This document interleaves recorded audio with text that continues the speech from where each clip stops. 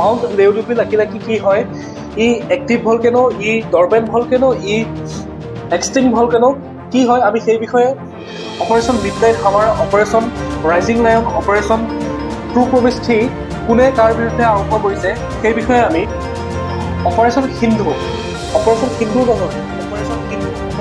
কোনে আৰম্ভ কৰিছে, কিহৰ কাৰণে আৰম্ভ কৰিছে সেই বিষয়ে আমি 2025 বৰ্ষৰ শ্ৰী শ্ৰী মানৱদেৱ বঁটা, বি চিলাৰায় বঁটা, কালীচৰণ ব্ৰহ্ম বঁটা, বিষ্ণু ৰাভা বঁটা, এই বঁটাসমূহ কোনে পাইছে।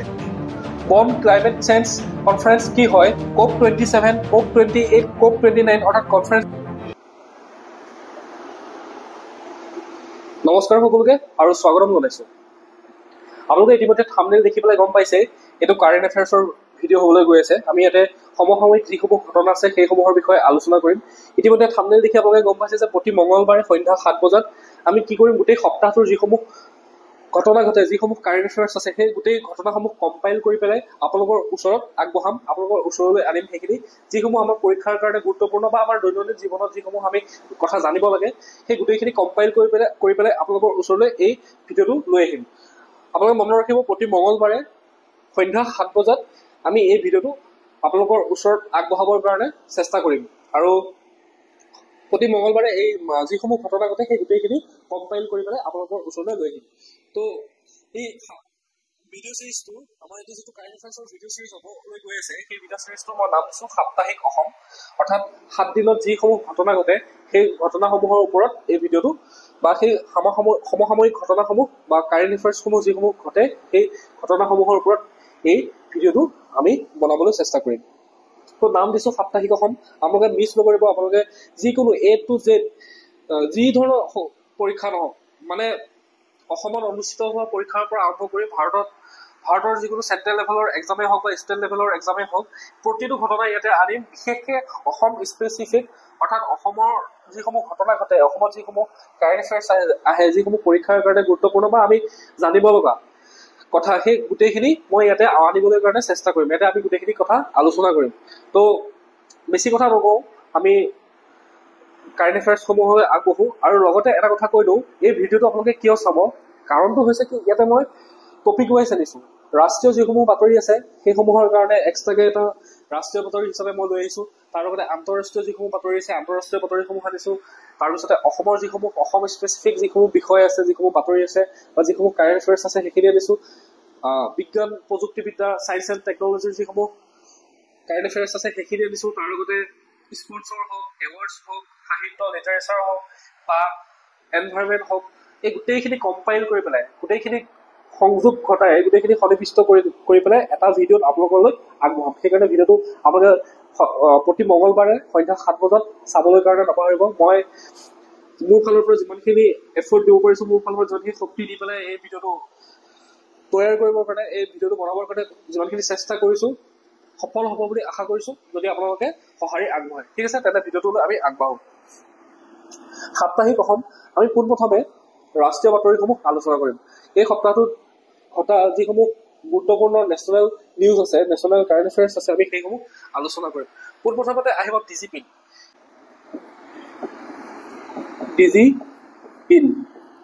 ডিজিপিনৰ ফুল ফৰ্ম হৈছে ডিজিটেল পাৰ্চনেল আইডেণ্টিফিকেশ্যন নাম্বাৰ। ডিজিপিনৰ ফুল ফৰ্ম কি? Digital personal identification number. DIGIPIN হৈছে এক অন্যান্য 10 আখৰৰ এটা আলফা নিউমেৰিক কোড। যেনেকৈ আধাৰ কাৰ্ডৰ যেনেকৈ সংখ্যা থাকে বা আমাৰ পান কাৰ্ড বা সেই যেনেকৈ নাম্বাৰসমূহ থাকে, তেনেকুৱা এটা অন্যান্য 10টা আখৰৰ এটা আলফা নিউমেৰিক কোড হয়। আৰু ডিজিপিন কিয়? ভাৰত চৰকাৰে এটা নতুন ডিজিটেল ঠিকনা পদ্ধতি, অৰ্থাৎ ডিজিটেল এটা ঠিকনা পদ্ধতি ডিজিপিন স্থাপন কৰিছে, যিয়ে দেশৰ যিকোনো স্থানৰ সঠিক চিনাক্তকৰণ সম্ভৱ কৰিব। ডিজিপিনৰ জৰিয়তে দেশৰ যিকোনো স্থানৰ সঠিক মানে প্ৰপাৰ চিনাক্ত কৰিব পাৰিব ডিজিপিনৰ জৰিয়তে। ডিজিপিন হৈছে এক 10 আখৰৰ আলফা নিউমেৰিক কোড, যি ভাৰতৰ প্ৰায় 4x4 বৰ্গমিটাৰ যিকোনো সম্পত্তিৰ বাবে সৃষ্টি কৰিব পাৰিব। ইয়াৰ অৰ্থ হ'ল চহৰ, গ্ৰাম্য অঞ্চল, বিভিন্ন সামুদ্ৰিক অঞ্চলৰ প্ৰায় সকলো ধৰণৰ সম্পত্তিৰ বাবে স্বতন্ত্ৰ ডিজিপিন তৈয়াৰ কৰিব পাৰিব। আৰু ইয়াক কোনে ক'ত তৈয়াৰ কৰিব পাৰিব? ডাক বিভাগে বা ডাক অফিচত গৈ, পোষ্ট অফিচত গৈ পেলাই আপোনালোকে কি কৰিব পাৰিব? এই ডিজিপিন নিৰ্মাণ কৰিব পাৰিব। আৰু এই ডিজিপিন কোনে নিৰ্মাণ কৰিছে? ডাক বিভাগে IIT হায়দৰাবাদ আৰু ইছৰোৰ অধীনত জাতীয় দূৰ সংবেদী কেন্দ্ৰৰ সহযোগিতাত এই ডিজিপিন প্ৰযুক্তি নিৰ্মাণ কৰিছে। বা এই ডিজিপিনৰ প্ৰযুক্তিৰ বিকাশ কৰিছে। প্ৰতিটো ডিজিপিনত সেই সম্পত্তিৰ ভৌগোলিক স্থানাংক সাঙুৰি থোৱা হ'ব, কিন্তু ব্যক্তিগত তথ্য সংৰক্ষণ নকৰে। অৰ্থাৎ পাৰ্চনেল যিসমূহ ডিটেইলছ আছে সেইসমূহ এই ডিজিপিনত সংৰক্ষণ নহয় প্ৰাইভেচিৰ কাৰণে, কিন্তু যিসমূহ ভৌগোলিক স্থানাংক আছে বা ভৌগোলিক যিসমূহ স্থান আছে সেইসমূহ ইয়াত সাঙুৰি লোৱা হ'ব। ডিজিপিনে পৰম্পৰাগত 6 আখৰৰ পিনক'ড, অৰ্থাৎ আমাৰ ডাকঘৰৰ যি ধৰি লওক 789123 এনেধৰণৰ যি 6টা সংখ্যাৰ পিনক'ড থাকে সেই প্ৰণালী পৰিৱৰ্তন নকৰে, বৰঞ্চ ই কি কৰিব, বৰ্তমানৰ ডাকঘৰৰ ঠিকনাৰ ওপৰত এক অতিৰিক্ত সঠিকতাৰ স্তৰ হিচাপে কাম কৰিব। অৰ্থাৎ ডিজিপিনৰ জৰিয়তে কোনো এজন ব্যক্তি সঠিক স্থান বা তেওঁ ক'ত বাস কৰে বা ক'ত থাকে, তেওঁ ঘৰ ক'ত, সেই বিষয়ে ডিজিপিনৰ জৰিয়তে জানিব পাৰিব। সাধাৰণ ভাষাত ক'বলৈ গ'লে কি হ'ব, ডিজিপিন হৈছে এটা ডিজিটেল ঠিকনা পদ্ধতি। অৰ্থাৎ আপুনি এতিয়া ডাকঘৰত কিবা এটা ডকুমেণ্ট চাই, আপুনি পাছপৰ্ট এখন বনাব লৈছে বা পুলিচ ভেৰিফিকেশ্যন কৰিব লগা হৈছে, সেই ডিজিপিনৰ জৰিয়তে সেই ব্যক্তিজনৰ পাৰ্চনেল তেওঁ য'ত বাস কৰে, তেওঁ য'ত থাকে সেই বিষয়ে কি কৰা যাব, ডিজিপিনৰ জৰিয়তে ডিজিটেলি সেই পিনক'ডটো দিয়াৰ লগে লগে আমি গোটেইখিনি সেই ব্যক্তিজনৰ স্থান ক'ত, তেওঁ ক'ত বাস কৰে সেই কথাসমূহ আমি জানিব পাৰিম। ঠিক আছে, আপোনালোকে সাধাৰণ ভাষাত বুজিব গ'লে ডিজিপিন হৈছে সেইটোৱে ডিজিপিন পদ্ধতি। আৰু ডিজিপিন কোনে লগ খাই পেলাই বা কোনে মিলি ইয়াক বিকশিত কৰিছে, IIT হায়দৰাবাদ, ডাক বিভাগ আৰু ইছৰোৰ অধীনত জাতীয় দূৰসংবেদী কেন্দ্ৰৰ সৈতে সহযোগিতাত এই প্ৰযুক্তিৰ বিকাশ হৈছে। ঠিক আছে,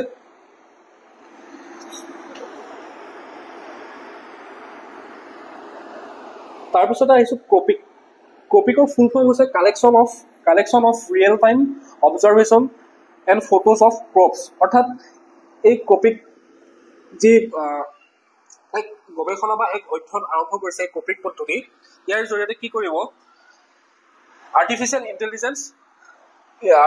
ইণ্টেলিজেন্সৰ সহায়ত কি কৰিব, যিসমূহ খেতি কৰা হয় সেই খেতি কৰা সমূহৰ এই শস্যৰ যি খেতি কৰা হয় সেই শস্যবোৰৰ জীৱন চক্ৰত 4 পৰা 5 বাৰলৈকে ফটো তোলা হ'ব, আৰু সেই ছবিবোৰ বিশ্লেষণ কৰি সেই যি শস্য কৰা হয় সেই গছডালৰ বা সেই খেতিৰ কেনেকুৱা ধৰণৰ স্বাস্থ্যসন্মত হৈছে নে নাই গছসমূহ, বা কিবা বেমাৰ আজাৰ লাগিছে নেকি, বা কোনটো ঋতুত কোনটো শস্য কৰিবৰ কাৰণে মানে উপযোগী, সেইসমূহৰ বিষয়ে এক অধ্যয়ন কৰাৰ এক ব্যৱস্থা হৈছে ক্ৰপিক। ভাৰত চৰকাৰে এই ব্যৱস্থা পৰিকল্পনা কৰিছে। আৰু ইয়াতে মই লিখি আছো, শস্যৰ জীৱন চক্ৰত 4 পৰা 5 বাৰ ফটো তোলা হ'ব। অৰ্থাৎ ধৰি লওক ধান খেতিয়ে কৰিলে, এই ধান খেতি হ'বৰ কাৰণে যি 4 মাহ বা 5 মাহৰ সময় লাগে, 3 পৰা 5 মাহৰ যি সময় লাগে, সেই 3 পৰা 5 মাহৰ সময়ত 4 বাৰ বা 5 বাৰ এই ধান খেতিৰ কোনো ধান গছজোপাৰ পৰা সেই ধানখিনিৰ ফটো তোলা হ'ব। ফটো তুলি পেলাই পৰীক্ষা কৰা হ'ব যে ধানজোপা কিবা বেমাৰ লাগিছে নেকি, বা ধানজোপাত কেনেকুৱা ধৰণৰ কি সাৰ বা প্ৰয়োগ কৰিব পাৰি ভাল খেতি উৎপাদন হ'বৰ কাৰণে, সেইসমূহৰ বিষয়ে আলোচনা কৰা হ'ব। তো শস্যৰ স্বাস্থ্য আৰু মধ্যম ঋতুত হ'ব পৰা লোকচানৰ সম্ভাৱনা মূল্যায়ন কৰা হ'ব। কাৰণ যদি কৃষকজনে যদি সেই শস্য বা সেই উদাহৰণ ধান খেতিতে ধৰি লওক কিবা যদি বেমাৰ লাগি আছে, তেওঁ যদি গম নাপায়, পিছত গৈ পেলাই যদি সেইখিনি নষ্ট হয় বা লোকচান হয়, খেতিয়কজনৰ যিহেতু খেতিৰ ওপৰতে নিৰ্ভৰ কৰি পেলাই তেওঁ পৰিয়ালটোক পোহপাল দি আছে, পিছত যদি তেওঁ সেই খেতি লগাই পেলাই আধা ৰাস্তাত বা মাছ ভাগত যদি সেই খেতিখিনি বেয়া হৈ যায়, তেতিয়া কৃষকজনৰ কিমানখিনি লোকচান হয়। তাৰ কাৰণে কি কৰিছে, এই পদ্ধতিৰ জৰিয়তে collection of real time observation and photos of ক্ৰপছৰ সেই পদ্ধতিৰ কপিকৰ জৰিয়তে সেই শস্যৰ ফটো তোলা হ'ব, আৰু সেই খেতিক অবজাৰ্ভ কৰি থকা হ'ব যে খেতিডৰা ভালকে হৈছে নে নাই। সাধাৰণ ভাষাত ক'বলৈ গ'লে কপিকত সেই পদ্ধতি ব্যৱহাৰ কৰা হ'ব, বা কপিক হৈছে সেয়াই। কপিক মোবাইল এপৰ জৰিয়তে কৃষি মন্ত্ৰালয়ে বিকশিত কৰিছে। ই AI ভিত্তিক ক্লাউড প্লেটফৰ্মৰ জৰিয়তে ফটো বিশ্লেষণ আৰু তথ্য উদ্ধাৰ কৰিব, আৰু ৱেব ভিত্তিক ডেছবৰ্ডৰ জৰিয়তে দৃশ্যায়ন কৰা হ'ব। ঠিক আছে, বুজি পালে? কপিকৰ ফুল ফৰ্মটো মনত ৰাখিব, collection of real time observation and photos of crops. তাৰপিছতে আহিছো অপাৰেশ্যন সিন্ধু। অপাৰেশ্যন সিন্দুৰ বুলি নাভাবিব। অপাৰেশ্যন সিন্ধু হৈছে বৰ্তমান যি ইজৰাইল আৰু ইৰাণৰ মাজত যি যুদ্ধ হৈ আছে, ইখন দেশে সিখন দেশক আক্ৰমণ কৰি আছে, আৰু শেহতীয়াকৈ যোৱাকালি আমেৰিকাৰ এই যুদ্ধত অংশগ্ৰহণ কৰিছে। আমেৰিকাই গৈ পেলাই ইৰাণৰ ওপৰত আক্ৰমণ কৰিছে। ইৰাণৰ যিসমূহ পাৰমাণৱিক বোমা নিৰ্মাণ কৰা ঘাটি আছে, সেই ঘাটিসমূহক আক্ৰমণ কৰিছে। তাৰ ফলত কি হৈছে, তাতে আমাৰ যিসকল ভাৰতীয় লোক আছে, সেই ভাৰতীয় লোকসকলৰ জীৱনৰ প্ৰতি ভাবুকি আহিছে, আৰু তাৰ ফলত আমাৰ ভাৰত চৰকাৰে কি কৰিছে, অপাৰেশ্যন সিন্ধু আৰম্ভ কৰিছে। আৰু এই অপাৰেশ্যন সিন্ধুৰ জৰিয়তে ইৰাণত থকা যিসমূহ আমাৰ ভাৰতীয় নাগৰিক, ইৰাণত থকা যিসমূহ আমাৰ ভাৰতীয় নাগৰিক, সেই ভাৰতীয় নাগৰিকসমূহক কি কৰা হ'ব, আমাৰ নিজৰ দেশলৈ পুনৰ লৈ অহা হ'ব। আমাৰ যিসকল ভাৰতীয় নাগৰিক ধৰি লওক তেওঁলোকে কৰ্মসূত্ৰে হওক বা পঢ়িবৰ কাৰণে হওক বা ব্যৱসায়িক সূত্ৰে হওক বা অন্যান্য কাৰণত গৈ পেলাই ইৰাণত থকা লোকসকলক, ভাৰতীয় লোকসকলক পুনৰ আমাৰ দেশলৈ উভতাই লৈ আহিব। তাৰ কাৰণে কি কৰা হৈছে, অপাৰেশ্যন সিন্ধু আৰম্ভ কৰা হৈছে। আগতেও তেনেকুৱা ধৰণৰ অপাৰেশ্যন আৰম্ভ কৰা হৈছিলে। সেই আগৰ অপাৰেশ্যনবোৰ হৈছে অপাৰেশ্যন অজয়। অপাৰেশ্যন অজয় হৈছিল ইজৰাইল আৰু হামাছৰ মাজত যি যুদ্ধ হৈছিলে। ইজৰাইল হামাছ হৈছে গাজাত থকা এটা বিদ্ৰোহী সংগঠন। তো ইজৰাইল আৰু হামাছৰ মাজত যি যুদ্ধ হৈছিলে তেতিয়াও ইজৰাইলৰ পৰা আমাৰ ভাৰতীয় লোকসকলক লৈ অহা হৈছিলে আৰু সেই অপাৰেশ্যনৰ নাম কি দিয়া হৈছিলে, অপাৰেশ্যন অজয়। অপাৰেশ্যন অজয় কেতিয়া আছিলে, 2023 চনত। 2023 চনত আকৌ অপাৰেশ্যন কাবেৰী কৰা হৈছিলে। অপাৰেশ্যন কাবেৰী আৰম্ভ কৰা হৈছিলে। অপাৰেশ্যন কাবেৰী আছিলে চুডানত মানে গৃহযুদ্ধ হৈছিলে। সেই গৃহযুদ্ধৰ সময়তো চুডান এখন দেশ হয় আৰু সেই দেশত গৃহযুদ্ধ হৈছিলে। সেই গৃহযুদ্ধত ভাৰতীয়সকলক তাৰ পৰা উদ্ধাৰ কৰা হৈছিলে। তাৰপিছত অপাৰেশ্যন গংগা কৰা হৈছিলে 2022 চনত ৰাছিয়া আৰু ইউক্ৰেইনৰ মাজত বৰ্তমানো যুদ্ধ হৈ আছে। সেই তেতিয়া যুদ্ধ যেতিয়া আৰম্ভ হৈছিলে তেতিয়া আমাৰ ভাৰত চৰকাৰে অপাৰেশ্যন গংগা আৰম্ভ কৰিছিলে। ৰাছিয়া আৰু ইউক্ৰেইনৰ যুদ্ধৰ সময়ত ইউক্ৰেইনত যিসমূহ আমাৰ ভাৰতীয় নাগৰিক আছিলে সেইসকলক সুকলমে আমাৰ নিজ দেশলৈ উভতাই অনাৰ বাবে। ঠিক আছে। তাৰপিছতে আহিল দছাল্টৰ ফালকন 2000 বিমানৰ উৎপাদন, অৰ্থাৎ ফ্ৰান্সৰ দছাল্ট এভিয়েশ্যনে নিজৰ জনপ্ৰিয় বাণিজ্যিক জেট ফালকন 2000ৰ উৎপাদন ক'ত কৰিব, ভাৰতত কৰিব। ভাৰতত ইয়াৰ ফাইনেল এছেম্বলি লাইনটো ইয়াত স্থাপন কৰিবৰ কাৰণে কি বুলি কৈছে, চুক্তি কৰিছে। কাৰ সৈতে চুক্তি কৰিছে, অনিল আম্বানী ৰিলায়েন্স এৰোষ্ট্ৰাকচাৰ লিমিটেডৰ সৈতে কি কৰিছে যুটীয়াভাৱে। অনিল আম্বানী ৰিলায়েন্স এৰোষ্ট্ৰাকচাৰ লিমিটেড আৰু জেট ফালকন 2000 বা দছাল্টৰ যি ফালকন আছে সেই দুই পক্ষই যুটীয়াভাৱে ইয়াতে বিমান নিৰ্মাণ কৰিব। এইটো দছাল্টে ফ্ৰান্সৰ বাহিৰত, দছাল্ট হৈছে ফ্ৰান্সৰ এটা কোম্পানী, ফ্ৰান্সৰ বাহিৰত প্ৰথমবাৰৰ বাবে ফালকন 2000ৰ উৎপাদন কৰিব। ক'ত কৰিব, ভাৰতত কৰিব। কোন প্ৰথমবাৰৰ বাবে বাহিৰত কৰিব আৰু সেই কোনখন দেশত কৰিব, সেইখন হৈছে আমাৰ ভাৰতবৰ্ষ। ঠিক আছে। ভাৰতৰ প্ৰথমবাৰৰ বাবে কোনো বিদেশী বিমান নিৰ্মাতাই চিভিলিয়ান এয়াৰক্ৰাফ্টৰ ফাইনেল এছেম্বলি লাইন স্থাপন কৰিব। কোন প্ৰথমবাৰৰ বাবে, চিভিলিয়ান এয়াৰক্ৰাফ্টৰ ফাইনেল এছেম্বলি লাইনটো ক'ত ফ্ৰান্সে পোন প্ৰথমবাৰৰ বাবে ভাৰতত স্থাপন কৰিব। ইয়াৰ পাছে টাটা গ্ৰুপৰ সৈতে যুটীয়াভাৱে হেলিকপ্টাৰৰ বাবে ফাইনেল এছেম্বলি লাইন স্থাপন কৰিব। ঠিক আছে। ইয়াৰ পাছত টাটা গ্ৰুপৰ সৈতে যুটীয়াভাৱে কি কৰিব, হেলিকপ্টাৰ নিৰ্মাণৰ কাৰণে ফাইনেল এছেম্বলি লাইন ক'ত স্থাপন কৰিব, ভাৰতত। ক্লিয়াৰ। তাৰপিছতে যোৱা 21 জুনত কি আছিলে, বিশ্ব যোগ দিৱস। বিশ্ব যোগ দিৱস আছিলে 21 জুনত আৰু ভাৰতৰ প্ৰধানমন্ত্ৰীয়ে যোগ দিৱসত অংশগ্ৰহণ ক'ত কৰিছিলে, অন্ধ্ৰপ্ৰদেশৰ বিশাখাপট্টনম। ঠিক আছে। অন্ধ্ৰপ্ৰদেশৰ বিশাখাপট্টনমত যোগ দিৱসত অংশগ্ৰহণ কৰিছে আৰু এই যোগ দিৱস আছিলে 11 সংখ্যক যোগ দিৱস আৰু এই যোগ দিৱসৰ থিম আছিলে এক পৃথিৱী বা এক বিশ্ব এক স্বাস্থ্যৰ বাবে যোগ। ঠিক আছে। এই থিমটো মনত ৰাখিব, এক পৃথিৱী বা এক বিশ্ব এক স্বাস্থ্যৰ বাবে যোগ। আন্তঃৰাষ্ট্ৰীয় যোগ দিৱস উপলক্ষে সাংস্কৃতিক মন্ত্ৰালয়ৰ উদ্যোগত দেশৰ 100টা বিশেষ পৰ্যটনথলীৰ লগতে 50টা সাংস্কৃতিক স্থানত যোগাসন অনুষ্ঠিত কৰা হৈছে। বিভিন্ন স্থানত যোগাসন কি কৰা হৈছে, অনুষ্ঠিত কৰা হৈছে। আমাৰ অসমতো দেখিছে, অসমৰ মুখ্যমন্ত্ৰী হওক বা অন্যান্য মন্ত্ৰীসকলে হওক বা গুৰুত্বপূৰ্ণ যিসকল চৰকাৰী বিষয়া আছে, উচ্চপদস্থ যিসকল বিষয়া আছে, তেওঁলোকেও যোগ দিৱসত অংশগ্ৰহণ কৰিছে। আপোনালোকে ইতিমধ্যে ছচিয়েল মিডিয়াত ফটোসমূহ দেখি আছে চাগে। আৰু যোগ হৈছে ভাৰতবৰ্ষে প্ৰধানমন্ত্ৰী মোদীৰ নেতৃত্বত আৰম্ভ কৰা এটা কেতিয়াৰ পৰা আৰম্ভ কৰিছিলে, 11 সংখ্যক, অৰ্থাৎ আজিৰ পৰা 11 বছৰ আগতে এই যোগ দিৱসৰ আৰম্ভ কৰা হয়। বুজি পালে? ঠিক আছে।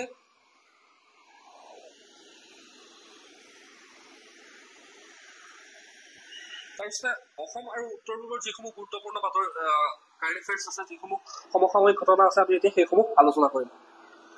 পোনপ্ৰথমে আহিছে অৰুণাচল প্ৰদেশৰ দিবাং উপত্যকাত এজোপা বিৰল প্ৰজাতিৰ উদ্ভিদ আৱিষ্কাৰ কৰিছে।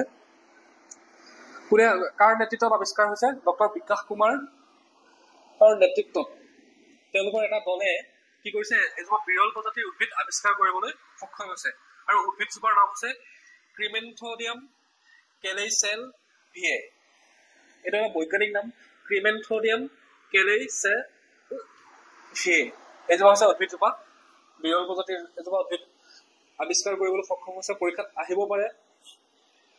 আৰু ত্ৰিপুৰা সোমবাৰে কালি কি কৰিছে, ত্ৰিপুৰাত ৰাজ্যখনক তৃতীয়খন সম্পূৰ্ণভাৱে সাক্ষৰ ৰাজ্য হিচাপে, শিক্ষিত ৰাজ্য হিচাপে ঘোষণা কৰাইছে, সাক্ষৰ ৰাজ্য হিচাপে ঘোষণা কৰাইছে। আগত দুখন আছিলে, এখন আছিলে গোৱা আৰু আনখন আছিলে মিজোৰাম। আমাৰ উত্তৰ পূব ভাৰতৰ এতিয়া দুখন হ'ল সম্পূৰ্ণৰূপে সাক্ষৰ ৰাজ্য বা শিক্ষিত ৰাজ্য। এখন হৈছে মিজোৰাম। মিজোৰামতো আগতে পাইছিলে, এতিয়া বৰ্তমান কোনে পাইছে, ত্ৰিপুৰাই পাইছে। ঠিক আছে।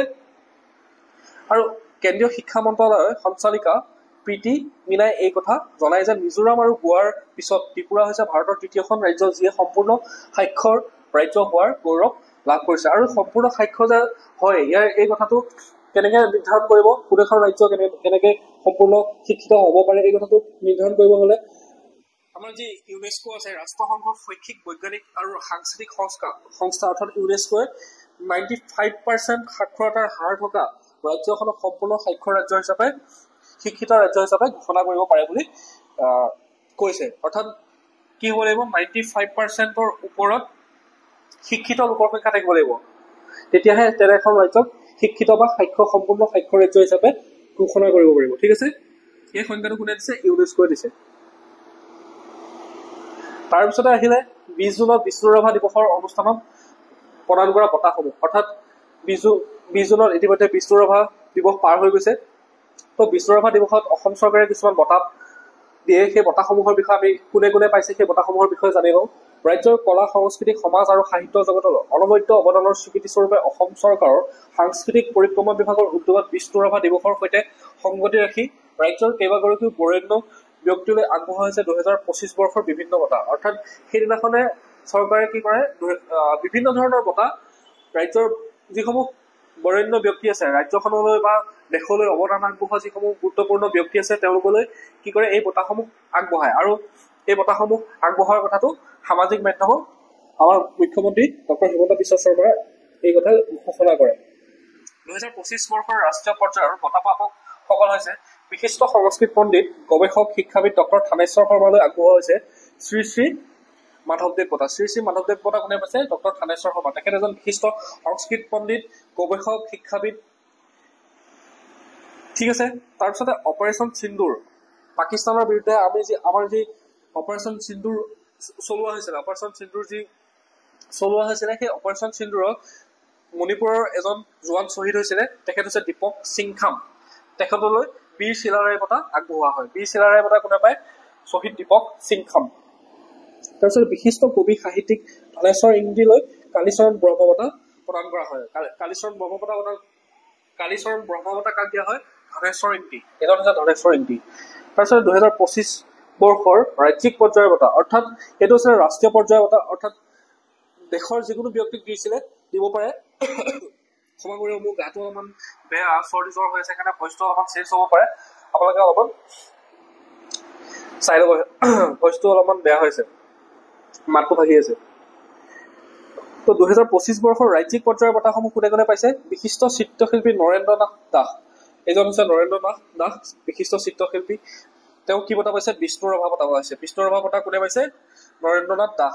বিশিষ্ট সত্ৰীয়া শিল্পী, গৱেষক ডক্টৰ মল্লিকা কন্দলীলৈ ডক্টৰ মল্লিকা কন্দলীকো কি দিয়া হয়, বিষ্ণু ৰাভা বঁটা দিয়া হয়। তেখেত হৈছে বিশিষ্ট সত্ৰীয়া শিল্পী আৰু গৱেষক।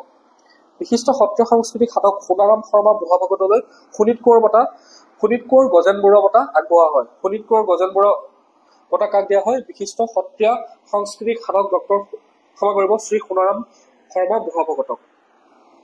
তাৰপিছত বিশিষ্ট শিক্ষাবিদ আৰু সমাজসেৱক যজ্ঞেশ্বৰ চেতিয়ালৈ স্বৰ্গদেউ সৰ্বানন্দ সিংহ বঁটা আগবঢ়োৱা হয়। স্বৰ্গদেউ সৰ্বানন্দ সিংহ বঁটা কাক দিয়া হয়, বিশিষ্ট শিক্ষাবিদ আৰু সমাজসেৱক যজ্ঞেশ্বৰ চেতিয়া। তেখেত হৈছে যজ্ঞেশ্বৰ চেতিয়া। ঠিক আছে, ক্লিয়াৰ হ'ল। বিষ্ণু ৰাভা বঁটা, বিষ্ণু ৰাভা দিৱসত কাক কি বঁটা প্ৰদান কৰা হৈছিলে আপোনালোকে এতিয়া বুজি পালে।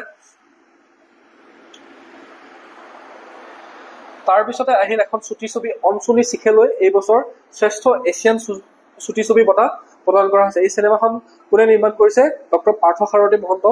তেখেত অসম আৰক্ষীৰ এগৰাকী উচ্চপদস্থ বিষয়া। ৰাষ্ট্ৰীয় আৰু আন্তঃৰাষ্ট্ৰীয় পৰ্যায়ত বহুকেইটা বঁটা লাভেৰে ইতিমধ্যে চলচ্চিত্ৰ জগতত বিশেষভাৱে চৰ্চিত হোৱা ডক্টৰ পাৰ্থ সাৰথী মহন্তৰ অসমীয়া চুটি ছবিখনৰ নাম কি, অঞ্চনী চিখে। এইখনে এছিয়াৰ চুটি ছবি সন্মান অৰ্জন কৰিবলৈ সক্ষম হৈছে। তো এই চিনেমাখনত কোনে অভিনয় কৰিছিলে এককভাৱে, তেখেত হৈছে সীমা বিশ্বাস। সীমা বিশ্বাসো হৈছে এগৰাকী ৰাষ্ট্ৰীয় পৰ্যায়ৰ বঁটা প্ৰাপক অভিনেত্ৰী। তেখেতে কি পাইছে, তেখেতে এককভাৱে অভিনয় কৰিছে অঞ্চনী শিখেৰ চুটি ছবিখনত। লগতে এই চিনেমাখনে কাঁ চলচ্চিত্ৰ মহোৎসৱৰ মাৰ্চে ডু ফিল্ম অনলাইন শাখাটো প্ৰদৰ্শিত হৈছিল আৰু বিশ্বৰ বিভিন্ন দৰ্শকে চিনেমাখন চাই পেলাই অতি উচ্চ প্ৰশংসা কৰিছিলে। ঠিক আছে, এইখন ছবিখন মনত ৰাখিব অঞ্চনী শিখে। আৰু কোনে নিৰ্মাণ কৰিছে, তেখেত হৈছে ডক্টৰ পাৰ্থ সাৰথী মহন্ত। আৰু এই বঁটাটো ক'ত দিয়া হৈছে, কলিউড আন্তঃৰাষ্ট্ৰীয় চলচ্চিত্ৰ মহোৎসৱত এই বঁটা প্ৰদান কৰা হয়। আৰু চিনেমাখনত বা ছবিখনত এককভাৱে কোনে অভিনয় কৰিছে, তেখেত হৈছে সীমা বিশ্বাস। তাৰপিছত চাওলুং চুকাফাৰ মৈদামত হ'ব বৃহৎ প্ৰকল্প, অৰ্থাৎ চাওলুং চুকাফাৰ যি মৈদাম আছে চৰাইদেউত, সেই মৈদামত কি কৰা হ'ব, এক বৃহৎ পৰ্যটন ক্ষেত্ৰলৈ ৰূপান্তৰ কৰাৰ বাবে মুখ্যমন্ত্ৰী হিমন্ত বিশ্ব শৰ্মা নেতৃত্বাধীন চৰকাৰে এইটো কথা ঘোষণা কৰিছে যে ইয়াৰ মানে কি হ'ব, চাওলুং চুকাফাৰ যি মৈদাম আছে সেই মৈদামৰ প্ৰাচীন কীৰ্তিচিহ্নসমূহ আৰু সেই মৈদামৰ ওচৰে পাজৰে থকা যিমানসমূহ প্ৰাচীন আমাৰ স্থাপত্য আছে, প্ৰাচীন যিসমূহ ভগ্নাৱশেষ আছে বা প্ৰাচীন যিসমূহ কীৰ্তিচিহ্ন আছে, সেইসমূহ উদ্ধাৰ কৰি পেলাই সেইসমূহ পুনৰ স্থাপন কৰিব। আৰু ইয়াতে কি হৈছে, বহুত মানুহ আহি পেলাই ইয়াতে দখল কৰি লৈছে, যিহেতু খালী জেগা মানে খালী মাটি পৰি আছে, সেই মাটিসমূহ আহি পেলাই কোনোবা লোক আহি পেলাই দখল কৰিছে। এতিয়া চৰকাৰে এইটো ব্যৱস্থা কৰিছে, তো এইটো এটা ভাল সিদ্ধান্ত।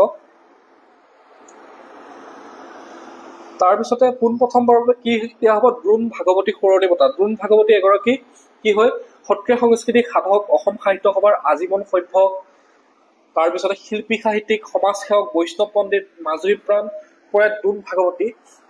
তেখেত একাধাৰে কি সত্ৰীয়া সংস্কৃতিক সাধক, অসম সাহিত্য সভাৰ আজীৱন সভ্য, শিল্পী সাহিত্যিক, সমাজ সেৱক, বৈষ্ণৱ পণ্ডিত, মাজুলী প্ৰাণ প্ৰয়াত দ্ৰোণ ভাগৱতী সোঁৱৰণত পোনপ্ৰথমবাৰৰ বাবে এই দ্ৰোণ ভাগৱতী সোঁৱৰণী শিল্পী বঁটা প্ৰদান কৰিব। আৰু এই বঁটা কাক প্ৰদান কৰা হ'ব, শ্ৰী যতীন গোস্বামী। তেখেতো এজন সত্ৰীয়া সংস্কৃতিক সাধক আৰু ইতিমধ্যে তেখেতে পদ্মভূষণ বঁটা পাইছে। তো শিল্পী নৃত্যাচাৰ্য সত্ৰীয়া সংস্কৃতিক সাধক যতীন গোস্বামীলৈ কি দিয়া হ'ব, শ্ৰীযুত যতীন গোস্বামীক কি দিয়া হ'ব, দ্ৰোণ ভাগৱতী সোঁৱৰণী শিল্পী বঁটা প্ৰদান কৰা হ'ব। আৰু এই বঁটা প্ৰদান কৰিব 4 জুলাই 11টা বজাত গুৱাহাটী প্ৰেছ ক্লাবত। ডক্টৰ থুলু কলিতাৰ পাহাৰীয়া তিৱাসকলৰ বয়নশিল্প আৰু সাজপাৰ নামৰ গ্ৰন্থ উন্মোচন কৰে কোনে কৰে, ডক্টৰ থুলু কলিতাই তিৱাসকলৰ সাজপাৰ আৰু তেওঁলোকৰ বয়নশিল্পৰ ওপৰত ভিত্তি কৰি পেলাই, তেওঁলোকৰ সংস্কৃতিৰ ওপৰত ভিত্তি কৰি ডক্টৰ থুলু কলিতাই এখন গ্ৰন্থ উন্মোচন কৰিছে। সেইখন হৈছে পাহাৰীয়া তিৱাসকলৰ বয়নশিল্প আৰু সাজপাৰ। এই গ্ৰন্থখন নগাঁও জিলাৰ সাহিত্য সভাৰ সভাপতি ডক্টৰ শৰৎ বৰকটকীৰ সভাপতিত্বত অনুষ্ঠিত সভাত তিৱা মাখনলাই প্ৰখাৰ দ্বাৰা প্ৰকাশিত মহেশ্বৰ পাটৰৰ দ্বাৰা তিৱা ভাষালৈ অনুদিত ডক্টৰ থুলু কলিতাৰ পাহাৰীয়া তিৱা সকলৰ বয়নশিল্প আৰু সাজপাৰ গ্ৰন্থখন উন্মোচন কৰা হয়। ঠিক আছে,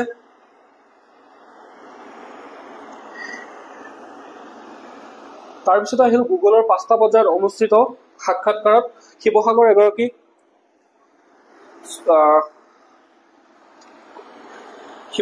এগৰাকী কন্যাই কি কৰে, গুগলত চাকৰি পায়। তেখেত হৈছে প্ৰত্যাশা কলিতা। ঠিক আছে, প্ৰত্যাশা কলিতাই গুগলত চাকৰি পায়। গুগলৰ 5টা পৰ্যায়ৰ যি সাক্ষাৎকাৰ অনুষ্ঠিত হয়, সেই সাক্ষাৎকাৰত সফলতাৰে উত্তীৰ্ণ হৈ পেলাই তেখেত হৈছে শিৱসাগৰ বিশ্ববিদ্যালয়ৰ, অৰ্থাৎ আগতে শিৱসাগৰ কলেজ আছিলে, পিছত এতিয়া শিৱসাগৰ বিশ্ববিদ্যালয় কৰা হয়, অট'নমাছ কলেজ কৰা হয়।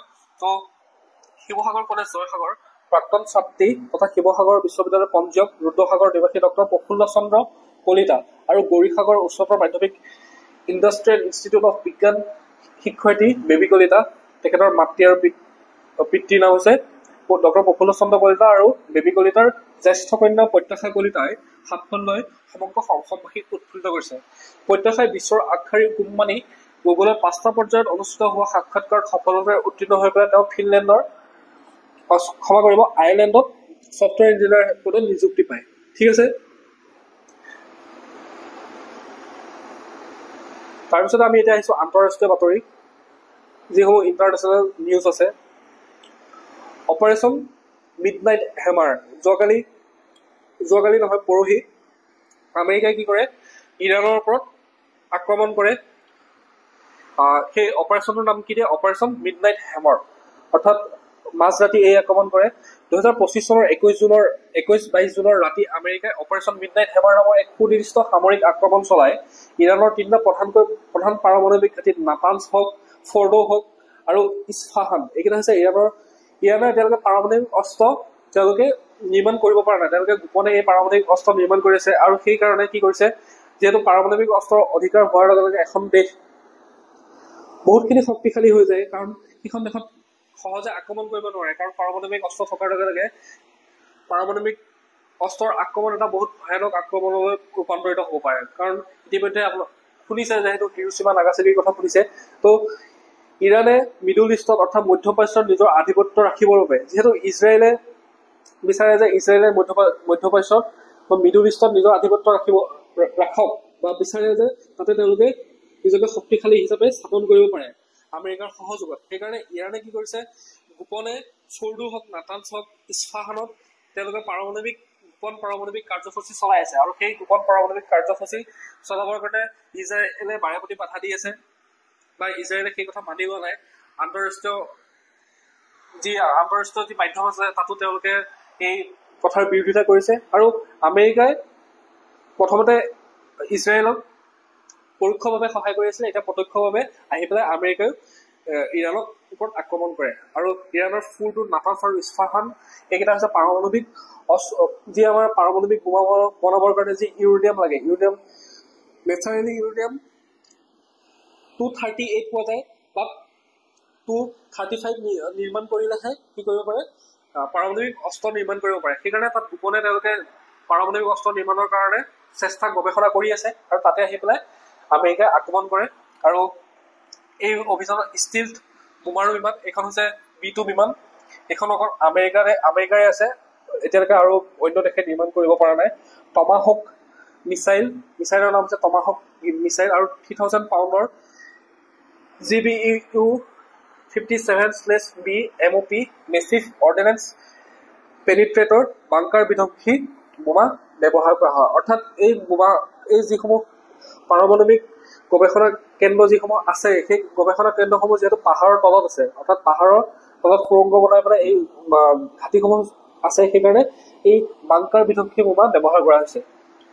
লক্ষ্য হৈছে ইৰাণক ইউৰেনিয়াম সমৃদ্ধকৰণৰ পৰা ক্ষমতাটো ধ্বংস কৰা, যাতে ইউৰেনিয়াম সমৃদ্ধ কৰিব নোৱাৰে।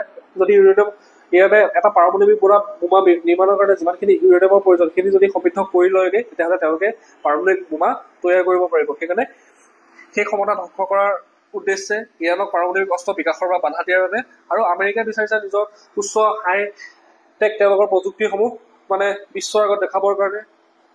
ডনাল্ড ট্ৰাম্পৰ কাম এইবিলাক। অপাৰেশ্যন ৰাইজিং লায়নো হৈছে সেই একেই। অপাৰেশ্যন ৰাইজিং লায়ন হৈছে ইজৰাইলে ইৰাণৰ ওপৰত যিটো অপাৰেশ্যন কৰে, যিটো আক্ৰমণ কৰে, সেই আক্ৰমণটোৰ নাম কি দিছে, অপাৰেশ্যন ৰাইজিং লায়ন। আৰু ইৰাণে ইজৰাইলৰ যিটো আক্ৰমণ, তাৰ প্ৰত্যুত্তৰত কি কৰিছে, অপাৰেশ্যন 2-3 ষ্টাৰ্ট কৰিছে, অৰ্থাৎ অপাৰেশ্যন 2-3 আৰম্ভ কৰিছে। এতিয়া 3টা অপাৰেশ্যন পালে, এটা আছে অপাৰেশ্যন হাৰ্মাৰ, মিডনাইট হাৰ্মাৰ, তাৰপিছতে অপাৰেশ্যন ৰাইজিং লায়ন, আৰু আৰম্ভ হৈছে অপাৰেশ্যন 2-। ঠিক আছে। তাৰপিছতে ৰিচেণ্টলি G7 ছাবমিট হৈ গৈছে 15 জনৰ পৰা 17 জনলৈ। আলবাৰ্টো কানানাস্কিছত আছে। আলবাৰ্টো কানানাস্কিছ ক'ত আছে, কানাডাত আছে। কানাডাত G7 ছাবমিট হৈ গৈছে। আৰু সেই ছাবমিটত আমাৰ ভাৰতৰ প্ৰধানমন্ত্ৰী নৰেন্দ্ৰ মোদীয়েও এই ছাবমিটত অংশগ্ৰহণ কৰে। আৰু কানাডাৰ প্ৰধানমন্ত্ৰী কোন, মাৰ্ক কাৰ্নি। তো ঠিক আছে। G7 কি, G7 হ'ল 7খন দেশৰ এটা অনানুষ্ঠানিক সংস্থা। G7ত কি হয়, এই USA হওক, UK হওক, জাৰ্মানী হওক, ইটালী হওক, ফ্ৰান্স হওক, তাৰপিছতে জাপান আৰু কানাডা, এই দেশকেইখনে লগ খাই পেলাই প্ৰতি বছৰে কি কৰে, তেওঁলোকৰ যিসমূহ সমস্যা আছে, অৰ্থনৈতিক যিসমূহ সমস্যা আছে, বাণিজ্যিক যিসমূহ সমস্যা আছে, আৰু যিসমূহ জিঅ'পলিটিক্স, সেইসমূহৰ বিষয়ে তেওঁলোকে কি কৰে, আলোচনা কৰে। সেই সমস্যাসমূহ সমাধানৰ কাৰণে তেওঁলোকে প্ৰতি বছৰে এই 7খন দেশত, আজি এইবাৰ যদি কানাডাত হৈছে, নেক্সট বাৰ হয়তো জাপানত হ'ব পাৰে, তাৰ নেক্সট বাৰ হয়তো USA হ'ব পাৰে। এনেধৰণে প্ৰতি বছৰে তেওঁলোকৰ ৰোটেশ্যন হৈ থাকে। পোনপ্ৰথমে G6 আছিলে, তাৰপিছতে 1974 চনত G7 কানাডাৰ লগ হোৱাৰ পিছত G7 হয়। তাৰপিছতে 1958 চনত ৰাছিয়া লগ হোৱাৰ পিছত G8 হয়। তাৰপিছত 2014 চনত যেতিয়া ৰাছিয়া ইউক্ৰেইনৰ ওপৰত হস্তক্ষেপ কৰে, ইউক্ৰেইনৰ ওপৰত আক্ৰমণ কৰে, তেতিয়া ৰাছিয়াক তাৰ পৰা আঁতৰাই দিয়া হয় G8ৰ পৰা।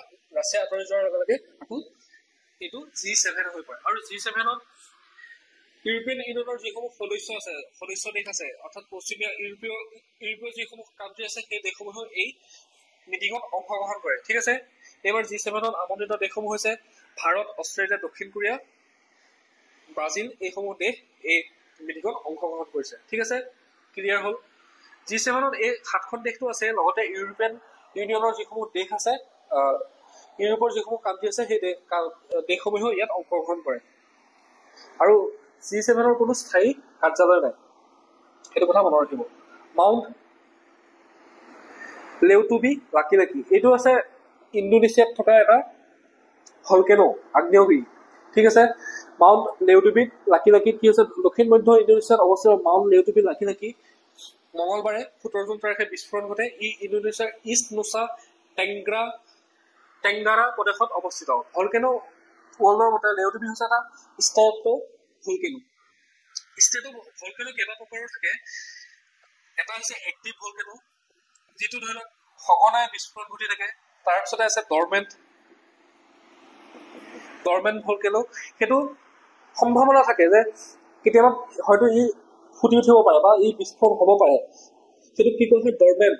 তাই সুপ্ত অৱস্থাত থাকে, ধৰি লওক 100 বছৰ 150 বছৰৰ মূৰত কেতিয়াবা মানে উদগীৰণ হয়, সেইটো ডৰমেণ্ট বুলি কোৱা হয়। আৰু এটা আছে এক্সটিংটো হৈছে একেবাৰে নাইকিয়া হৈ গ'ল। কেতিয়াবা কোনোবা যুগত হাজাৰ বছৰ আগতে হয়তো ফুটিছিলে, তাৰপিছত আৰু তাত আগ্নেয়গিৰি হোৱাৰ সম্ভাৱনা নাই, সেইটো কোৱা হয় এক্সটিং। আকৌ ইয়াৰ ভিতৰতো ভাগ কৰা হৈছে, আৰু এই যিটো ভলকেনো হৈছে, যিটো আগ্নেয়গিৰি উদগীৰণ হৈছে, এইটো কোৱা হৈছে ষ্টেটো ভলকেনো। ভলকেনো হৈছে স্তৰীভূত এটা ভলকেনো, যিটো আপোনাৰ ধৰি লওক আগ্নেয়গিৰি উদগীৰণ হৈ এটা ওখ পাহাৰৰ সদৃশ এটা শৃংগ টাইপ হৈ গৈছে।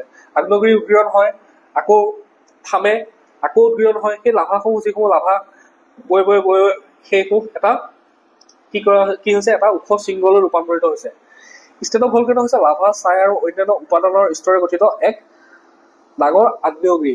অৰ্থাৎ ইয়াক আগ্নেয়গিৰি হৈ এটা ডাঙৰ শৃংগ হৈ গৈছে, তাক কি কোৱা হয় ষ্টেটো ভলকেনো। আৰু মই জিঅ'গ্ৰাফিক ডিটেইলছত বাৰু বুজাই এইখিনি কথা, মই থুলমূলকৈ কথাটো কৈছোঁ। তাৰ বাহিৰে চিল ভলকেনো আছে, চিণ্ডাৰ ভলকেনো আছে, এনেকুৱা ধৰণৰ ভলকেনোসমূহো আছে। সেইসমূহ পিছত জিঅ'গ্ৰাফিক ক্লাছত আমি পঢ়িম।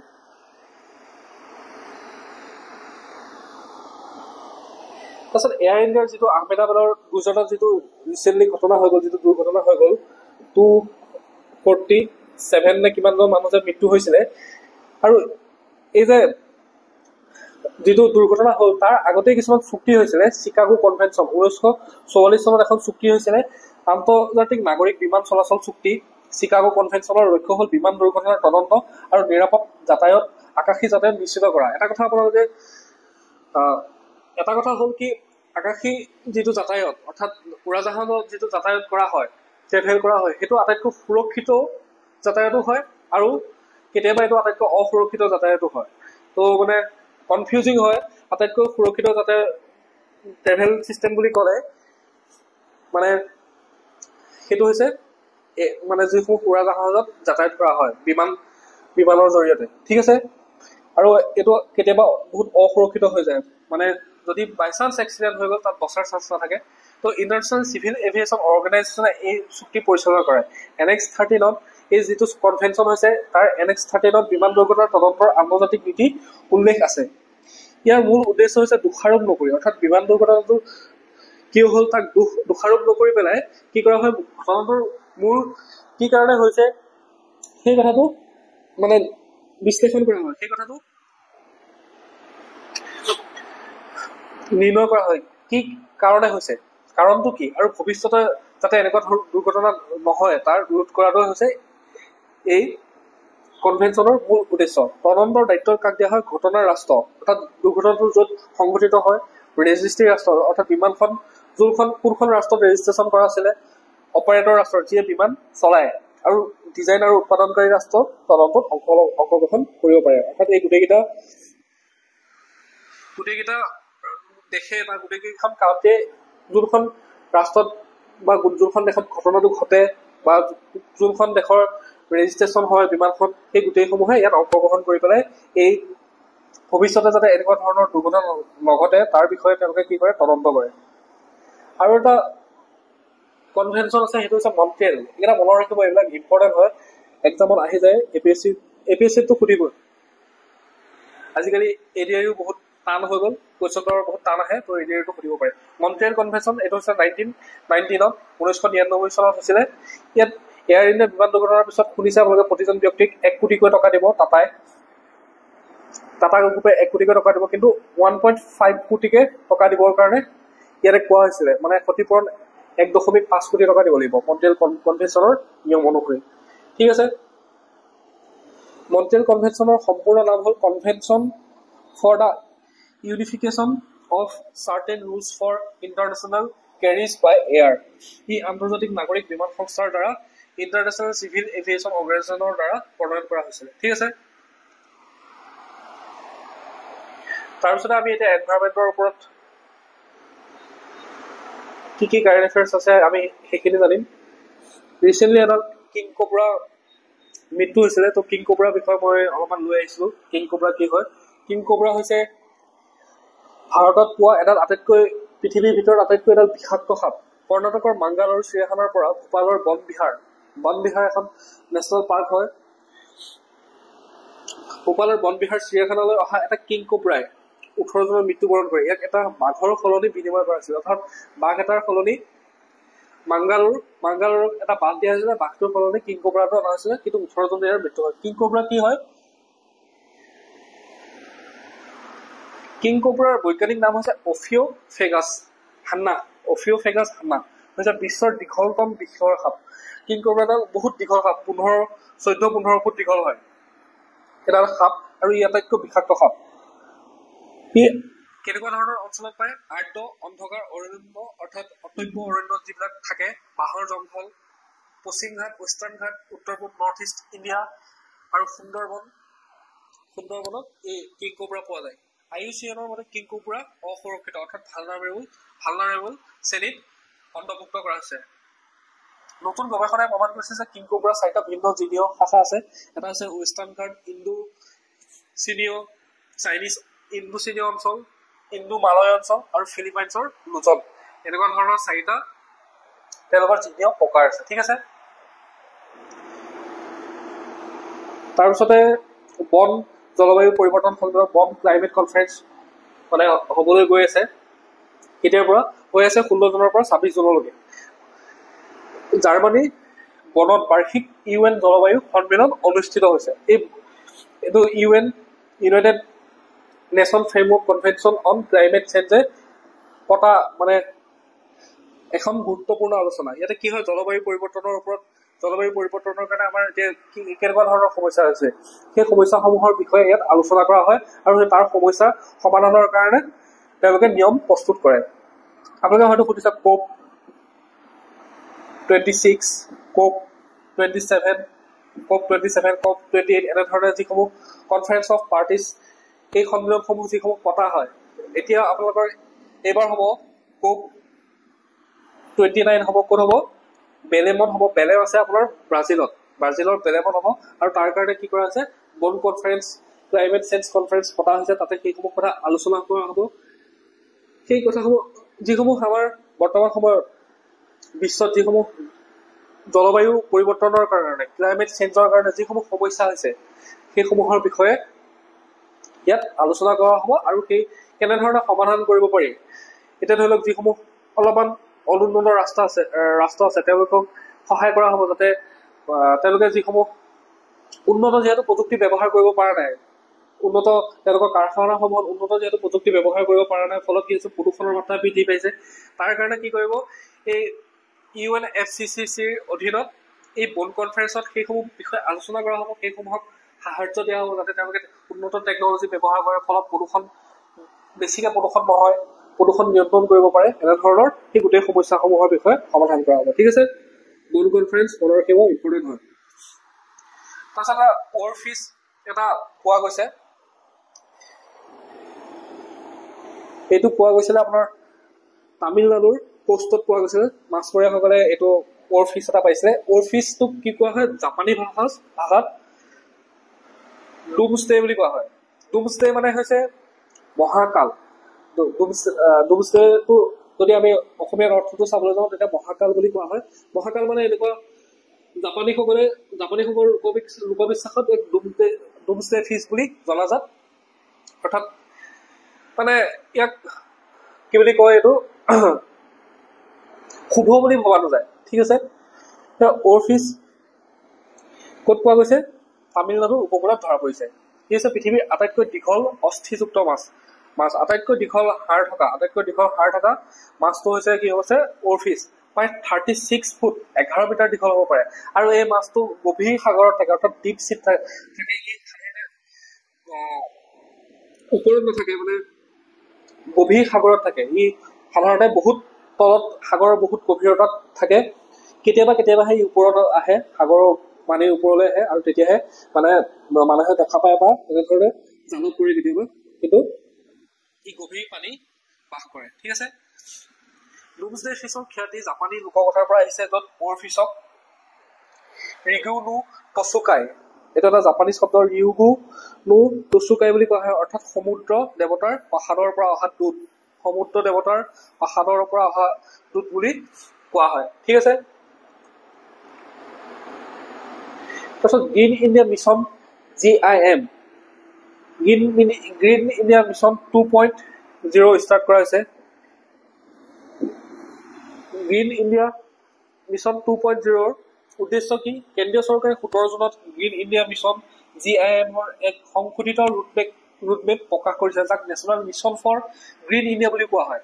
অৰণ্য আৰু সেউজ আৱৰণ বৃদ্ধি আৰু পুনৰুদ্ধাৰৰ বাবে যিসমূহ গছ গছনি কটা হৈছে, পাহাৰসমূহত হওক, বনাঞ্চলসমূহত হওক, যিসমূহ গছ গছনি কটা হৈছে, বা যি কোষ্ট লাইনসমূহত মেংগ্ৰোভৰ বৃদ্ধিৰ কাৰণে মেংগ্ৰোভসমূহ, সেই অঞ্চলসমূহত মেংগ্ৰোভ এবিধ গছ হয়, লুণীয়া পানীত এই গছবিধ হয়, বিশেষকৈ কোষ্টত দেখা যায়, সাগৰৰ পাৰত এই গছসমূহ হয়। যেনেকৈ সুন্দৰবনত এনেকুৱা ধৰণৰ গছ দেখা যায়। মই পিছত ডিটেইলছত আপোনালোকক এইবিলাক দেখাম বাৰু। তো সেই গছসমূহৰ বৃদ্ধি আৰু পুনৰুদ্ধাৰৰ কাৰণে এই অভিযান আৰম্ভ কৰা হৈছে। এই অভিযানৰ লক্ষ্য হৈছে আৰাৱলী পৰ্বতমালা, পশ্চিম ঘাট, হিমালয় আৰু মেংগ্ৰোভ অঞ্চল পুনৰুদ্ধাৰৰ কাৰণে। ঠিক আছে, মেংগ্ৰোভ হৈছে এই দেখিছে ফটোখনত মেংগ্ৰোভে কি কৰে, সাগৰৰ যিসমূহ ঢৌ আহে, সাগৰৰ ঢৌবোৰ কিমান শক্তিশালী, সেই শক্তিশালী ঢৌসমূহক ই বাধা দিয়ে। মেংগ্ৰোভ গছসমূহে বাধা দিয়াৰ ফলত ই সাগৰৰ ঢৌসমূহ ইয়াত আহি পেলাই শান্ত হৈ যায়। এতিয়া চুনামি টনামি আহিলে বা তেনেকুৱা ডাঙৰ ঢৌ আহিলেও বিশেষ পাৰত থকা মানুহক বা সেই কাষৰীয়া অঞ্চলৰ মানুহখিনিক বিশেষ অপকাৰ কৰিব নোৱাৰে। ঠিক আছে, আৰু যিসমূহ এইবিলাক পাহাৰসমূহ কাটি কুটি মানুহে লথঙা কৰিছে, আৰু তাৰ কাৰণে তাত পুনৰ গছ গছনি ৰোপণৰ কাৰণে গ্ৰীণ ইণ্ডিয়া মিছন আৰম্ভ কৰিছে। ঠিক আছে, বুজি পালে কথাটো? মেংগ্ৰোভ এটা ইম্পৰ্টেণ্ট ট্ৰী হয়, এই বিষয়ে আমি পিছত ডিটেইলছত পঢ়িম। তাৰপিছতে ইউৰেছিয়ান ওটাৰ মানে হৈছে উট। আমাৰ অসমীয়াত এটা কথা আছে যে উদকে ভেটাৰখীয়া পাতিলি বুলি কয় যে কেতিয়াবা। উট হৈছে মাছ খোৱা মানে ই জম, মাছ খাই শেষ কৰি দিব পাৰে। উট আমি অসমীয়াত উট বুলি কওঁ। কি বুলি কোৱা হয়? ইউৰেছিয়ান ওটাৰ। 30 বছৰৰ পিছত কাশ্মীৰৰ লিডাত নদীৰ ইউৰেছিয়ান ওটাৰ পুনৰ দেখা গৈছে। ইয়াক ইতিমধ্যে আন্তঃৰাষ্ট্ৰীয় প্ৰকৃতি সংৰক্ষণ সংঘ IUCN কি কৈছে, নিয়েৰ থ্ৰিটেন, অৰ্থাৎ ভাবুকি হৈ আছে, এই জীৱবিধ নাইকিয়া হৈ যাব পাৰে, নিয়েৰ থ্ৰিটেন হিচাপে শ্ৰেণীবদ্ধ কৰা হৈছে। কাশ্মীৰৰ জলজ পৰিস্থিতিৰ এক গুৰুত্বপূৰ্ণ অংশ আছিল এই ওটাৰ, অৰ্থাৎ ই জৈৱ বৈচিত্ৰ্যৰ কাশ্মীৰৰ জৈৱ বৈচিত্ৰ্যৰ কাৰণে ই এক গুৰুত্বপূৰ্ণ জীৱ, যাক স্থানীয়ভাৱে উট বুলি কোৱা হয়। গভীৰ পানী প্ৰদূষণ, ৱাটাৰ পলিউশ্যন আৰু এই উটৰ যি বোমৰ কাৰণে উটসমূহক হত্যা কৰা হয়, তাৰ কাৰণে উটসমূহ কি হৈছে, একেবাৰে সংখ্যা হ্ৰাস পাই গৈছিলে। কিন্তু ৰিচেণ্টলি এই উট দেখা পোৱা গৈছে ক'ত? লিডাত নদীত। ঠিক আছে, ভাৰতত তিনিবিধ উট দেখা যায়, ইউৰেছিয়ান ওটাৰ, স্মুথ কোটেড ৱাটাৰ উট আৰু স্মল কোট ৱাটাৰ। ঠিক আছে, ইউৰেচিয়ান ওটাৰ, স্মুথ কোটেড ওটাৰ আৰু স্মল ক্লথ ওটাৰ। ক্লিয়াৰ হ'ল? বুজি পালে? এতিয়া আমি অলপমান বঁটাসমূহৰ বিষয়ে আলোচনা কৰিম। ৰিচেণ্টলি সাহিত্য একাডেমি, ক্ষমা কৰিব অকণমান, মোৰ চৰ্দি জ্বৰ হৈ আছে কাৰণে মাতটো আৰু অলপ ডিষ্টাৰ্ব হৈ আছো। ৰিচেণ্টলি সাহিত্য একাডেমি বঁটা দিয়া গৈছে। সাহিত্য একাডেমি যুৱ পুৰস্কাৰ দিয়া হৈছে, সাহিত্য একাডেমি শিশু পুৰস্কাৰ দিয়া হৈছে। 18 জুন 2025 তাৰিখে সাহিত্য একাডেমীয়ে 13গৰাকী লেখকক কি দিয়ে? যুৱ পুৰস্কাৰ দিয়া হয়। আৰু সাহিত্য একাডেমি শিশু পুৰস্কাৰো দিয়ে 24 গৰাকী শিশু সাহিত্যক। ঠিক আছে? সাহিত্য একাডেমীৰ বিষয়ে যদি আমি চাওঁ, 1954 চনত তেতিয়াৰ প্ৰধানমন্ত্ৰী পণ্ডিত জৱাহৰলাল নেহৰুৱে এই একাডেমি প্ৰতিষ্ঠা কৰিছিলে আৰু তেওঁ প্ৰথম সভাপতি আছিলে। তো এই তেতিয়াৰ পৰা কি কৰে, সাহিত্য একাডেমীয়ে সাহিত্যৰ ক্ষেত্ৰত বিভিন্ন ধৰণৰ সাহিত্যৰ পুৰস্কাৰসমূহ দিয়ে, সাহিত্য বঁটাসমূহ দিয়ে। শিশু সাহিত্য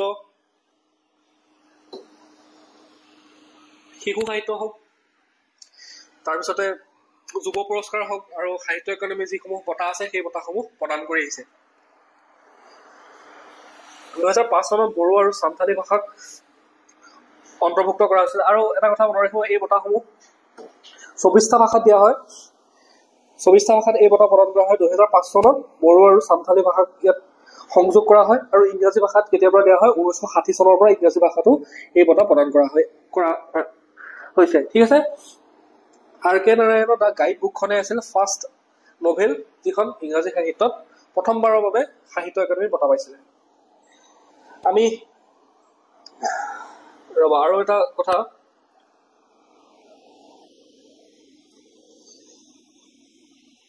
এইবাৰ বঁটা ইংৰাজী সাহিত্যত অদ্বৈত কুট্টাৰী, হিন্দীত পাৰ্বতী তিৰ্কি, উৰ্দুত নেহাৰ ৰুবাব আৰু তামিলত নটচিমহাৰ আৰু তেলেগুত প্ৰসাদ চুৰীয়ে এই বঁটা পাইছে। এইকেইটা এবাৰ আপোনালোকে চাই ল'ব। আমাৰ অসমৰ যিসকলে পাইছে মই সেইখিনি লৈ আহিছো। এইকেইটা কিন্তু আপোনালোকে সেইখিনি একবাৰ গৰ্থ কৰি ল'ব, বাট এইকেইটা মনত ৰাখিব লাগিব। এইকেইটা মনত নাৰাখিলে নহ'ব। অসমৰ 4গৰাকী সাহিত্যিকা পায় 2025 চনৰ সাহিত্য একাডেমী বঁটা। তাৰ ভিতৰত হৈছে শিশু সাহিত্য পুৰস্কাৰ পাইছে দুজনে। তেওঁলোক হৈছে সুৰেন্দ্ৰ মোহন দাস আৰু বিনৰ কুমাৰ ব্ৰহ্ম। সুৰেন্দ্ৰ মোহন দাসে কিহৰ কাৰণে পাইছে? মইনাহঁতৰ পদ্য নামৰ এখন শিশু পুথিৰ বাবে পাইছে। ঠিক আছে? এখন শিশু পুথিৰ বাবে পাইছে, সেইখন হৈছে মইনাহঁতৰ পদ্য। আৰু বিনৰ কুমাৰ ব্ৰহ্মই পায় শিশু সাহিত্য পুৰস্কাৰ। আনহাতে যুৱ সাহিত্য পুৰস্কাৰ পায় সুপ্ৰকাশ ভূঞা। সুপ্ৰকাশ ভূঞা কিহৰ কাৰণে পায়? কুচিয়ানা নামৰ কিতাপখনৰ কাৰণে। সুপ্ৰকাশ ভূঞাক অসমীয়া ভাষাৰ তেওঁ এখন গল্পপুথি লিখে, কুচিয়ানা নামৰ কিতাপখনৰ বাবে তেওঁক যুৱ পুৰস্কাৰ দিয়া হয় সাহিত্য একাডেমী। তাৰপিছত বড়ো ভাষাত অমৰ শুংগুৰ বড়োৱে কোনখন লিখে? আং অচুৰ। এইখন হৈছে আং অচুৰ। এইখনৰ কাৰণে তেওঁক সাহিত্য একাডেমী যুৱ বঁটা দিয়া হয়। ঠিক আছে? বুজি পালে? এজন হৈছে সুৰেন্দ্ৰ মোহন দাস, সুপ্ৰকাশ ভূঞা, অমৰ শুংগুৰ বড়ো, বিনয় কুমাৰ ব্ৰহ্ম। সুপ্ৰকাশ ভূঞা কুচিয়ানাখনৰ কাৰণে, তাৰপিছতে সুৰেন্দ্ৰ মোহন দাসে মইনাহঁতৰ পদ্য, তাৰপিছতে অমৰ শুংগুৰ বড়োৱে কোনখনৰ বাবে পায়? আংচুৰ। ঠিক আছে? অচুৰ, ক্ষমা কৰিব, আং অচুৰ। আৰু বিনয় কুমাৰ ব্ৰহ্মই পায় খান্থি, বফচন আৰু আখু দানাই। ক্লিয়াৰ? এতিয়া আমি বিজ্ঞান আৰু প্ৰযুক্তিৰ যিসমূহ কাৰেণ্ট এফেয়াৰ্ছ আছে সেইখিনি আমি আলোচনা কৰিম। এক্সিয়ম 4 মিছন আপোনালোকে নিউজত পাই আছে চাগে। এক্সিয়ম 4 মিছন এটা ইণ্টাৰনেশ্যনেল স্পেচ ষ্টেচনলৈ যোৱা এটা মিছন। এক্সিয়ম 4 মিছনে ভাৰতীয় মহাকাশচাৰী শুভাংশু শুক্লাক আন্তৰ্জাতিক মহাকাশ কেন্দ্ৰলৈ লৈ যোৱাৰ কথা আছে। ইছৰোৱে এটা বিবৃতিত কৈছে যে এই মিছন 25 জুনত উৎক্ষেপণ কৰা হ'ব। ইতিমধ্যে 19 জুনত এই মিছন যোৱাৰ কথা আছিলে, কিন্তু কিবা এটা কাৰিকৰী বিজুতিৰ বাবে 25 জুনলৈ পিছুৱাই দিয়া হয়। 25 জুনৰ এই মিছন পুনৰ আৰম্ভ কৰা হ'ব।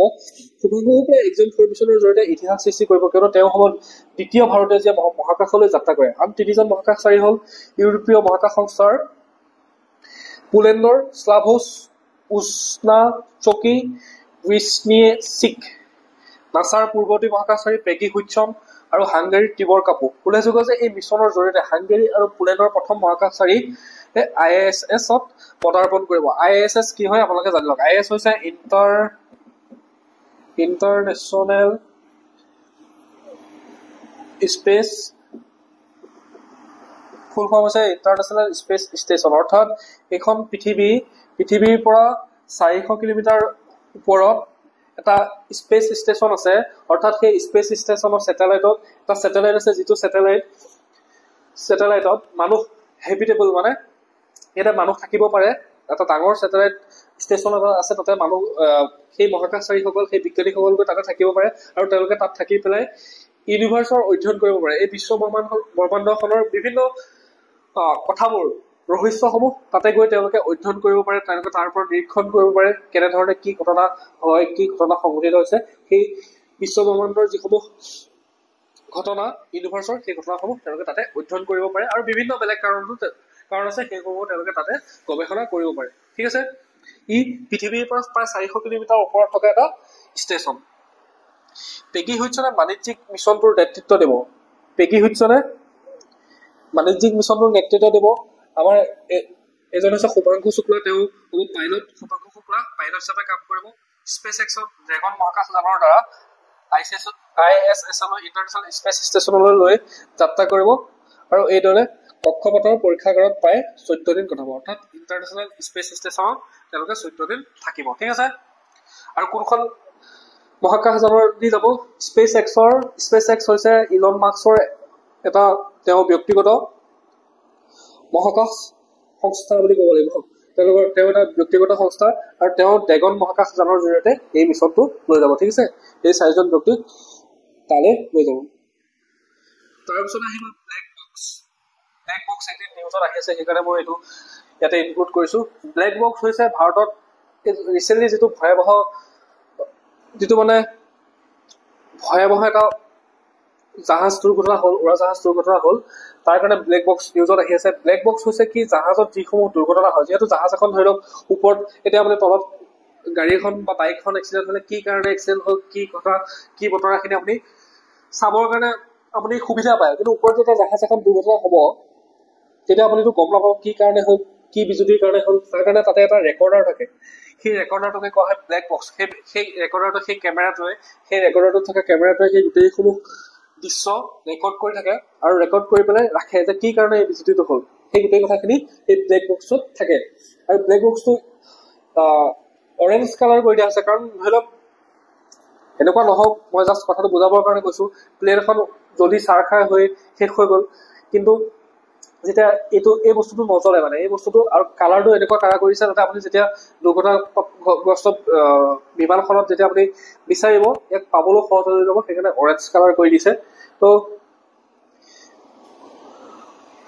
সেইটোৱে হৈছে ব্লেক বক্স। অৰ্থাৎ কি কাৰণে প্লেনখন দুৰ্ঘটনা হ'ল? ব্লেক বক্স হ'ল এটা ফ্লাইট ৰেকৰ্ডাৰ, যিয়ে 1950 চনত আৰম্ভণিতে উদ্ভৱ হৈছিল। 1963 চনত দুটা মাৰাত্মক বিমান দুৰ্ঘটনাৰ পিছত অষ্ট্ৰেলিয়া প্ৰথম দেশ হিচাপে ফ্লাইটত ব্লেক বক্সৰ ৰখাটো বাধ্যতামূলক কৰিছে। ঠিক আছে, এই বাকচটোত এটা ফিল্ম অবিৰতভাৱে এখন মানে ৰেকৰ্ডিং অবিৰতভাৱে চলি থাকে। ইয়াক অন্ধকাৰ ৰখাৰ বাবে নিৰ্মাণ কৰা হয়। ইয়াৰ নাম ব্লেক বক্স। নামটো অটুট হৈ আছে, যদি ৰেকৰ্ডাৰৰ পৰা বাহিৰৰ বাকচ সদায় কমলা ৰঙৰ। ঠিক আছে, এটা উজ্জ্বল ৰং দিয়ে ধাতুৰ কেছটো চিনাক্ত কৰাত সহজ কৰে। ঠিক আছে, মই ইতিমধ্যে এইখিনি কথা আপোনালোকক ক'লো। বুজি পালে? ব্লেক বক্স এতিয়া হৈছে গুৰুত্বপূৰ্ণ স্থানসমূহ। এইকেইদিন কেইটামান স্থান, ইণ্টাৰনেশ্যনেল লোকেশ্যন কেইটামান পুৰা একদম ফেমাছ হৈছে। সেই ইণ্টাৰনেশ্যনেল লোকেশ্যন কেইটা আমি জানি লওঁ। ইৰাণৰ আক্ৰমণৰ কাৰণে এই লোকেশ্যন কেইটা ফেমাছ হৈছে। এইটো হৈছে ফৰ্ডো, ইৰাণত থকা এটা পাৰমাণৱিক গৱেষণাগাৰ। নাটানছ,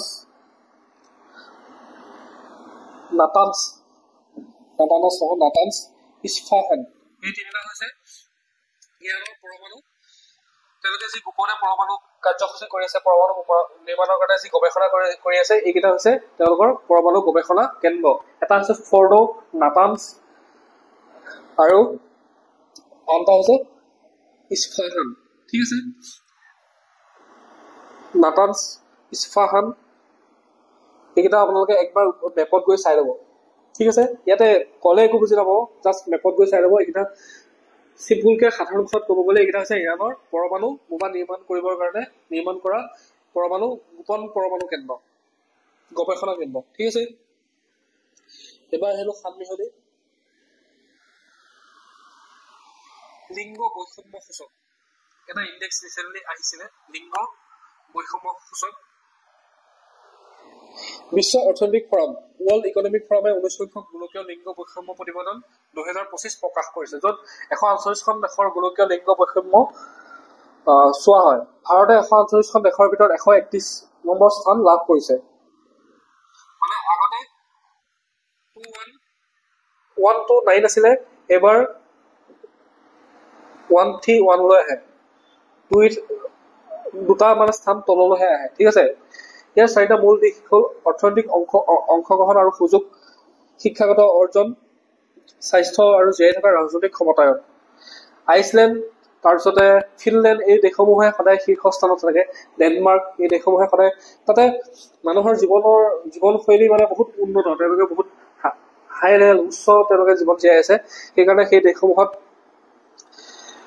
কি হয়, সদায় এনেকুৱা ধৰণৰ যিবোৰ ইণ্ডেক্স আহে, সেই ইণ্ডেক্সবোৰত সদায় তেওঁলোকৰ সদায় 1, 2, 3, আইচলেণ্ড হওক ডেনমাৰ্ক হওক, এইকেইখন দেশে সদায় মানে শীৰ্ষস্থানতে থাকে। এইবাৰ আইচলেণ্ডে 16 বাৰৰ বাবে বিশ্বৰ সবাতোতকৈ লিংগ সমতাৰ দেশ হিচাপে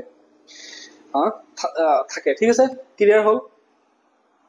তো ফাইনেলি গোটেইখিনি কাৰেণ্ট এফেয়াৰ্ছ আমি কভাৰ কৰিলো, যিখিনি এইটো সপ্তাহৰ গুৰুত্বপূৰ্ণ কাৰেণ্ট এফেয়াৰ্ছ আছিলে, অসমৰে হওক, তাৰপিছতে ভাৰতৰ হওক, ইণ্টাৰনেশ্যনেল হওক, আন্তঃৰাষ্ট্ৰীয় হওক, গোটেইখিনি বিজ্ঞানৰ কাৰেণ্ট এফেয়াৰ্ছ হওক, সাহিত্যৰ হওক, বঁটাসমূহৰ হওক, যিমানখিনি আছিলে আৰু সেই গোটেইখিনি আমি কভাৰ কৰিলো। ইমানখিনি কষ্ট কৰিছো আপোনালোকৰ কাৰণে। ভিডিঅ' যদি ভাল পাইছে লাইক কৰক, কিবা সুধিব লগা থাকিলে কমেণ্টত সোধক, লগতে চেনেলটো ছাবস্ক্ৰাইব কৰক। ধন্যবাদ। অফ পাৰ্টিজ 29 এইবাৰ ক'ত হ'বলৈ গৈ